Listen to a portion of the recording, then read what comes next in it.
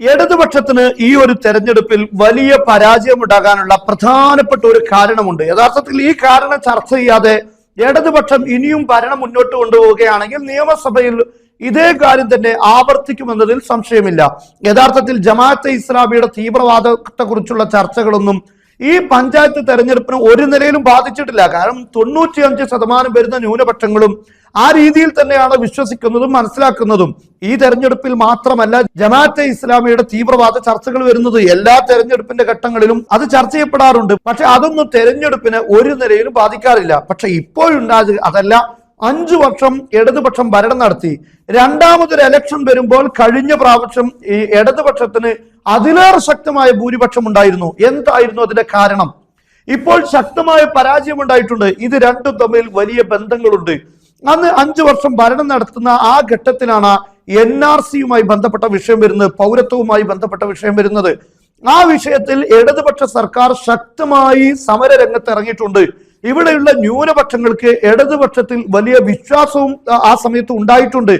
അവരുടെ പ്രശ്നങ്ങളെ പരിഹരിക്കാനും അതിൽ അവർക്ക് കൂടെ നിൽക്കാനും ഇടതുപക്ഷ സർക്കാർ ഉണ്ട്, പിണറായി സർക്കാർ ഉണ്ട് എന്ന ഒരു കാഴ്ചപ്പാടിലേക്ക് ന്യൂനപക്ഷങ്ങൾ എത്തിയിട്ടുണ്ട്. അതുകൊണ്ട് തന്നെ ഒന്നും ചിന്തിക്കാതെ ഇടതുപക്ഷത്തിന് വേണ്ടി ഈ ന്യൂനപക്ഷങ്ങളെല്ലാം വോട്ട് ചെയ്തത് കൊണ്ടാണ് ശക്തമായ രൂപത്തിലുള്ള ഒരു വിജയം ഉണ്ടാക്കിയെടുക്കാൻ സാധിച്ചത്. അതേസമയം ഈ തെരഞ്ഞെടുപ്പിന് മുമ്പ് തന്നെ SIR വിഷയമാണ് ഇത്രയും ഇടതുപക്ഷത്തെ പരാജയപ്പെടുത്താനുണ്ടായ കാരണം. തമിഴ്നാട് സർക്കാർ എടുത്ത നിലപാട് പോലും, അത്രയും കടുത്ത നിലപാട് പോലും പിണറായി സർക്കാർ കേരളത്തിലെ LDF ഗവൺമെന്റ് എടുത്തിട്ടില്ല. ന്യൂനപക്ഷങ്ങൾക്ക് വേണ്ടി ശബ്ദിക്കുന്നിടത്ത് പിണറായി സർക്കാരിന് മാറ്റം വന്നിട്ടുണ്ട്, കേന്ദ്ര സർക്കാരുമായി സഹകരിച്ച് പ്രവർത്തിക്കുന്നു എന്ന രൂപത്തിലുള്ള പ്രചരണങ്ങളാണ് യഥാർത്ഥത്തിൽ ന്യൂനപക്ഷങ്ങളെ ഇടതുപക്ഷത്തിൽ നിന്നും പിൻവലിക്കാനുണ്ടായ കാരണം.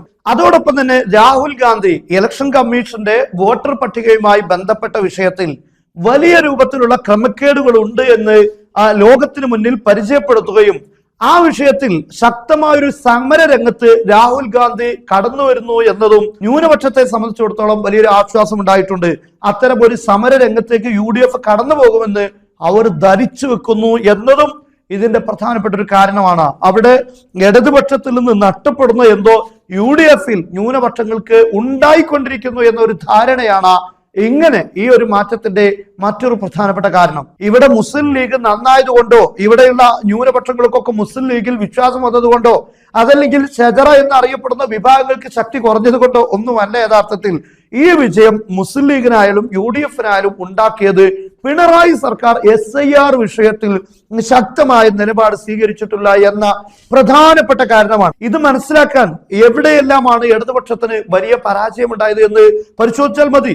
ന്യൂനപക്ഷങ്ങൾ കൂടുതലുള്ള ഭാഗങ്ങളാണ് ഇടതുപക്ഷത്തിന് വലിയ നഷ്ടങ്ങൾ ഉണ്ടായിട്ടുള്ളത്. കഴിഞ്ഞ തെരഞ്ഞെടുപ്പിൽ UDFന്റെ കേന്ദ്രങ്ങളെ പോലും തകർത്തിട്ടുണ്ട് എങ്കിൽ ഈ സമയത്ത് ഇടതിന്റെ കോട്ടകൾ പോലും തകരുകയുണ്ടായി. കാരണം ഞാൻ പറഞ്ഞു, ന്യൂനപക്ഷങ്ങൾക്ക് വിശ്വാസം നഷ്ടപ്പെട്ടു എന്നതാണ് ഇതിന്റെ പ്രധാനപ്പെട്ട കാരണം. ദാവൂദ് ചർച്ച ചെയ്യുന്ന പോലെ ജമാഅത്തെ ഇസ്ലാമി ഇതിലൊരു വിഷയമേ അല്ല. കേരള ഭരണത്തിലെ വിജയ പരാജയങ്ങളിൽ ഒരു വാർഡിൽ പോലും ഈ ജമാഅത്തെ ഇസ്ലാമി എന്നത് ഒരു വിഷയമേ അല്ല. അവരുടെ തീവ്രവാദ വിഷയങ്ങൾ ചർച്ചകളോ ഇതുമായി ബന്ധപ്പെടുന്നതല്ല. ജമാഅത്തെ ഇസ്ലാമിയെ നമ്മൾ പരിശോധിക്കുമ്പോൾ കേരളത്തിൽ ഏകദേശം 3-4 സ്ഥലങ്ങളിൽ മാത്രമുള്ള ഒരു വിഭാഗമാണ്.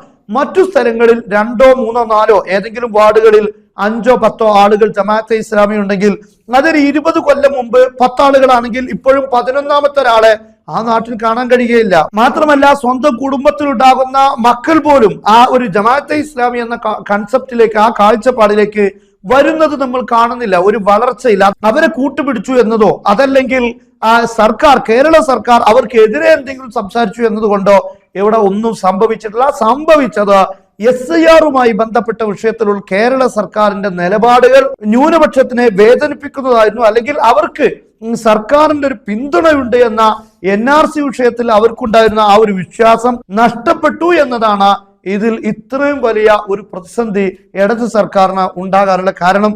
അതുകൊണ്ട് ഈ കാരണം കൃത്യമായി മനസ്സിലാക്കി അതിനനുസരിച്ചുള്ള പ്രവർത്തനങ്ങളുമായി മുന്നോട്ട് പോയിട്ടില്ല എങ്കിൽ നിയമസഭാ തെരഞ്ഞെടുപ്പിൽ ശക്തമായ പരാജയം വീണ്ടും ഇടതുപക്ഷത്തിന് വാങ്ങേണ്ടി വരുമെന്നതിൽ സംശയമില്ല.